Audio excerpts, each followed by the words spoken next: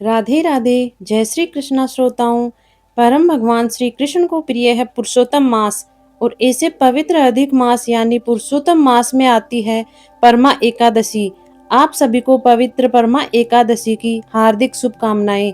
यह एकादशी सर्वश्रेष्ठ पुण्य फल प्रदायिनी और आध्यात्मिक यात्रा को आगे बढ़ाने वाली है। इस एकादशी व्रत का पालन करके व्यक्ति अपने अनेक जन्मों के पापों का नाश कर सकता है, भगवान श्री कृष्ण की कृपा प्राप्त कर सकता है। तो आइए श्रोताओं, हम इस एकादशी से जुड़ी हुई सुंदर पौराणिक कथा का श्रवण करते हैं। अधिक मास के कृष्ण पक्ष में आती है परमा एकादशी। इस एकादशी की महिमा का वर्णन स्वयं भगवान श्री कृष्ण करते हैं। एक समय युधिष्ठिर महाराज ने भगवान श्री कृष्ण से पूछा, अधिक मास के कृष्ण पक्ष में कौन सी एकादशी आती है, उसे किस नाम से जाना जाता है, वह इसका व्रत कैसे करना चाहिए। तब श्री भगवान बोले, हे राजन, अधिक मास के कृष्ण पक्ष में जो एकादशी आती है वह परमा एकादशी कहलाती है। वैसे तो प्रत्येक वर्ष 24 एकादशियां होती हैं। अधिक मास या मलमास को जोड़कर वर्ष में 26 एकादशियां होती हैं। अधिक मास में 2 एकादशी होती हैं, जो पद्मिनी एकादशी शुक्ल पक्ष में आती है और परमा एकादशी कृष्ण पक्ष के नाम से जानी जाती है। इसके व्रत से सभी पाप नष्ट हो जाते हैं तथा मनुष्य को इस लोक में सुख तथा परलोक में सद्गति प्राप्त होती है। इसका व्रत विधान अनुसार करना चाहिए और भगवान विष्णु का धूप, दीप, नैवेद्य, पुष्प आदि से पूजन करना चाहिए। तो आइए श्रोताओं, परमा एकादशी की पावन पवित्र कथा जो महर्षियों के साथ काम्पिल्य नगरी में हुई थी, उसका श्रवण करते हैं। काम्पिल्य नगरी में सुमेधा नामक एक अत्यंत धर्मात्मा ब्राह्मण रहता था। उसकी स्त्री अत्यंत पवित्र और पतिव्रता थी। किसी पूर्व पाप के कारण वह दंपति दरिद्रता का जीवन व्यतीत कर रहे थे। ब्राह्मण को भिक्षा मांगने पर भी भिक्षा नहीं मिलती थी। उस ब्राह्मण की पत्नी वस्त्रों से रहित होते हुए भी अपनी पति की सेवा करती थी। अतिथि को अन्न देकर वह स्वयं भूखी रह जाती थी और पति से कभी किसी वस्तु की मांग नहीं करती थी। दोनों पति पत्नी घोर निर्धनता का जीवन व्यतीत कर रहे थे। एक दिन ब्राह्मण अपनी स्त्री से बोला, हे प्रिय, जब मैं धनवानों से धन की याचना करता हूँ तो वह मुझे मना कर देते हैं। गृहस्थी धन के बिना नहीं चलती, इसलिए यदि तुम्हारी सहमति हो तो मैं परदेश जाकर कुछ काम करूं, क्योंकि विद्वानों ने कर्म की प्रशंसा की है।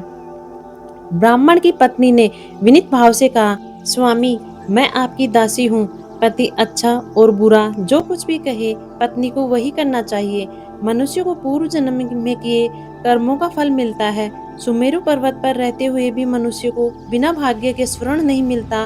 पूर्व जन्म में जो मनुष्य विद्या और भूमि दान करते हैं, उन्हें अगले जन्म में विद्या और भूमि की प्राप्ति होती है। ईश्वर ने भाग्य में जो कुछ लिखा है उसे टाला नहीं जा सकता। यदि कोई मनुष्य दान नहीं करता तो प्रभु उसे केवल अन्न ही देते हैं। इसलिए आपको इसी स्थान पर रहना चाहिए, क्योंकि मैं आपका विछोह सहन नहीं कर सकती। पति बिना स्त्री की माता, पिता, भाई, ससुर, संबंधी आदि सभी निंदा करते हैं।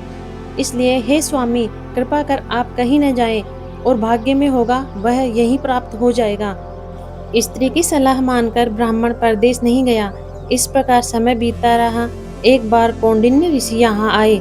ऋषि को देखकर ब्राह्मण सुमेध और उसकी स्त्री ने उन्हें प्रणाम किया और बोले, आज हम धन्य हुए, आपके दर्शन से आज हमारा जीवन सफल हुआ। ऋषि को उन्होंने आसन तथा भोजन दिया। भोजन देने के बाद पतिव्रता ब्राह्मणी ने कहा, हे ऋषिवर, कृपा कर मुझे दरिद्रता का नाश करने की विधि बतलाइए। मैंने अपने पति को परदेश में जाकर धन कमाने से रोका है। मेरे भाग्य से आप आ गए हैं। मुझे पूर्ण विश्वास है कि अब मेरी दरिद्रता शीघ्र ही नष्ट हो जाएगी। अतः आप हमारी दरिद्रता को नष्ट करने के लिए कोई उपाय बताएं। ब्राह्मणी की सुन कौंडिन्य ऋषि बोले, हे ब्राह्मणी, मल मास की कृष्ण पक्ष की परमा एकादशी के व्रत से सभी पाप, दुख, दरिद्रता आदि नष्ट हो जाते हैं। जो मनुष्य इस व्रत को करता है वह धनवान हो जाता है। इस व्रत में नृत्य, गायन सहित रात्रि जागरण करना चाहिए। यह एकादशी धन वैभव देती है तथा पापों का नाश कर उत्तम गति भी प्रदान करने वाली होती है। धनाधिपति कुबेर ने भी इस एकादशी व्रत का पालन किया, जिससे प्रसन्न होकर भगवान भोलेनाथ ने उन्हें धनाध्यक्ष का पद प्रदान किया। इसी व्रत के प्रभाव से सत्यवादी राजा हरिश्चंद्र को पुत्र, स्त्री और राज्य की प्राप्ति हुई। तदुपरांत कौंडिन्य ऋषि ने उन्हें एकादशी के व्रत का समस्त विधान कह सुनाया। ऋषि ने कहा, हे ब्राह्मणी, पंचरात्रि व्रत इससे भी ज्यादा उत्तम है। परमा एकादशी के दिन प्रातः काल नित्य क्रम से निर्वृत होकर विधान पूर्वक पंचरात्रि व्रत प्रारंभ करना। जो मनुष्य 5 दिन तक निर्जल व्रत करते हैं वे अपने माता पिता और स्त्री सहित स्वर्ग लोक को जाते हैं। जो मनुष्य 5 दिन तक संध्या को भोजन करते हैं वे स्वर्ग को जाते हैं। जो मनुष्य स्नान करके 5 दिन तक ब्राह्मणों को भोजन कराते हैं वे समस्त संसार को भोजन कराने का फल पाते हैं। जो मनुष्य इस व्रत में अश्वदान करते हैं उन्हें 3 लोकों को दान करने का फल मिलता है। जो मनुष्य उत्तम ब्राह्मण को तिल दान करते हैं वे तिलों की संख्या के बराबर वर्षों तक विष्णु लोक में वास करते हैं। जो मनुष्य घी का पात्र दान करते हैं वह सूर्य लोक को जाते हैं।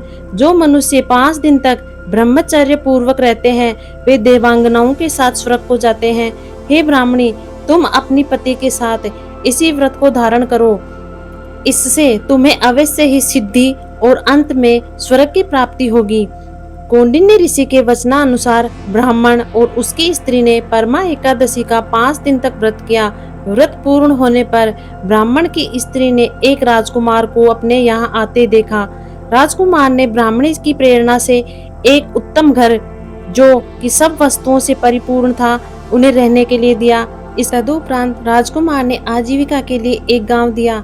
इस प्रकार ब्राह्मण और उसकी स्त्री की गरीबी दूर हो गई और पृथ्वी पर काफी वर्षों तक सुख भोगने के पश्चात वे पति पत्नी श्री विष्णु के उत्तम लोक को प्रस्थान कर गए। इस प्रकार इस कथा को कहने वाले, सुनने वाले और हुंकार भरने वाले सभी को भगवान श्री विष्णु की कृपा प्राप्त हो। आज की इस कथा में इतना ही। राधे राधे। जय श्री कृष्णा।